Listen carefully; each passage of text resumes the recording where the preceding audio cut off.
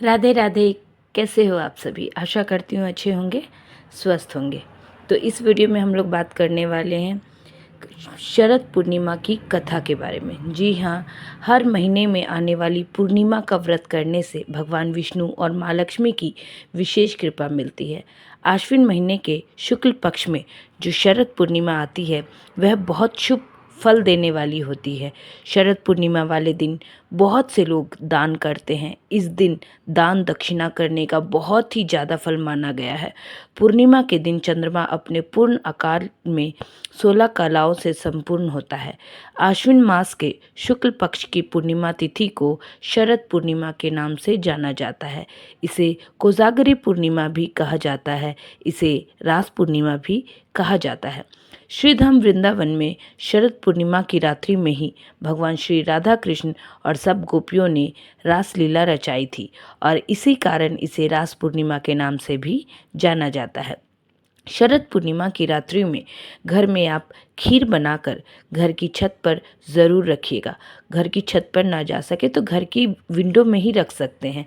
जिस बर्तन में आप खीर रखोगे उस बर्तन को आप किसी चलनी से ढक दीजिएगा ताकि चंद्रमा की रोशनी भी उस पर पड़ती रहे और जो धूल मिट्टी वगैरह है वो भी उसमें ना जाए, वो किसी तरीके से दूषित ना हो, इसीलिए छलनी ज़रूर रखना चाहिए। अब इस वीडियो में हम लोग जानेंगे कि शरद पूर्णिमा की जो पौराणिक कथा होती है जिसे सुनने मात्र से, जी हाँ, जिसे मात्र सुनने मात्र से भगवान विष्णु और माँ लक्ष्मी की कृपा बहुत ही आसानी से मिल जाती है। तो चलिए शुरुआत करते हैं।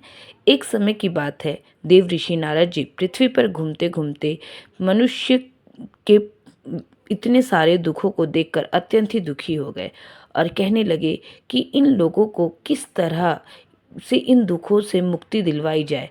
जब इस तरह का विचार करते करते उन्हें कोई युक्ति नहीं सूझी तो वह श्री भगवान विष्णु के पास पहुँचे और श्रीमन नारायण नारायण का जाप करते हुए क्षीर सागर की ओर पहुँच पड़े। भगवान श्री हरि विष्णु को शेष शैया पर लेटे मंद मंद मुस्कुराते देख और लक्ष्मी जी उनकी चरण सेवा कर रही थी, यह देख श्री नारद जी ने उन्हें साष्टांग प्रणाम किया और भगवान की स्तुति की। नारायण अपने हर समय अपने भक्तों की रक्षा करते हैं और उनकी पालन करता है। आपकी कृपा के बिना कोई भी पत्ता नहीं हिल सकता। आप ही जगत की उत्पत्ति और प्रलय के मूल कारण हैं। आप हर प्रकार से सामर्थ्य है।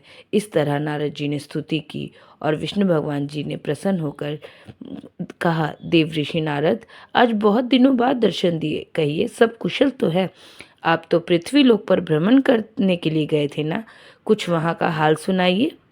वहाँ पर लोग किस तरह अपना समय व्यतीत कर रहे हैं?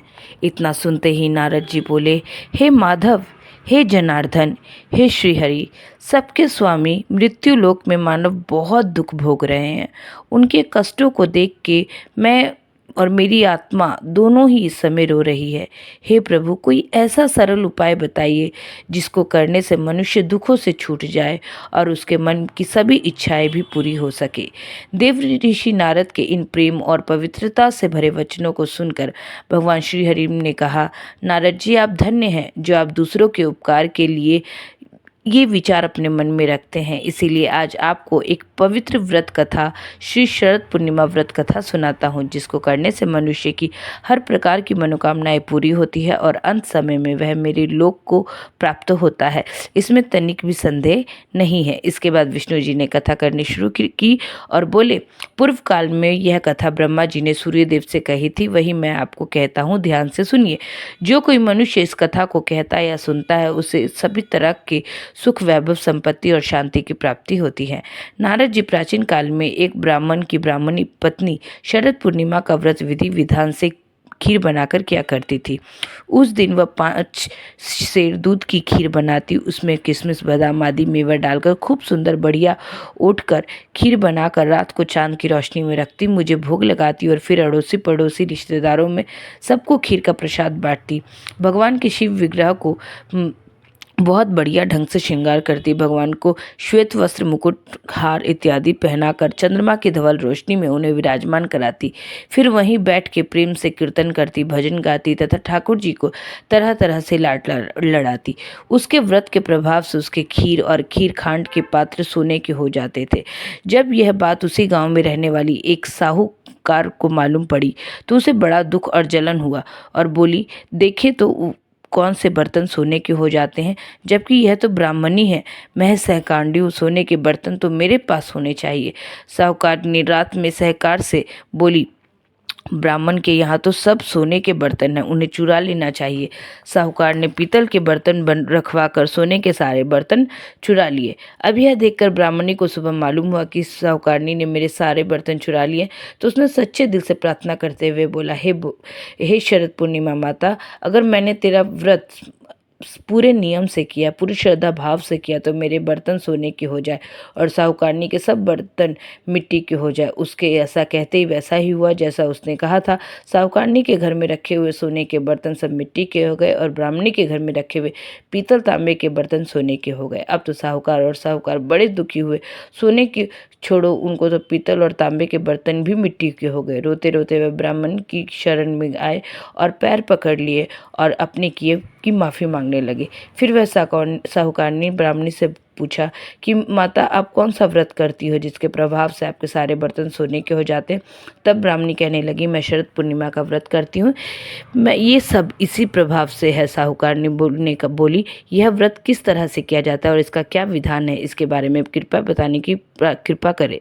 तब ब्राह्मणी कहने लगी कि वो व्रत से एक दिन पहले अपने घर की बढ़िया साफ सफाई करती है। व्रत वाले दिन नहा धोकर पवित्र होती है, श्वेत वस्त्र धारण करती है, ठाकुर जी के भजन पूजन में मन लगाती है, बढ़िया दूध की खीर बनाती है, उसे ठाकुर जी को भोग लगा के 4 हिस्सों में बांट देते हैं। एक हिस्सा बन को दे और एक हिस्सा पड़ोसी के बालकों को दे के, एक हिस्सा गाय को दे और एक हिस्सा स्वयं रखे।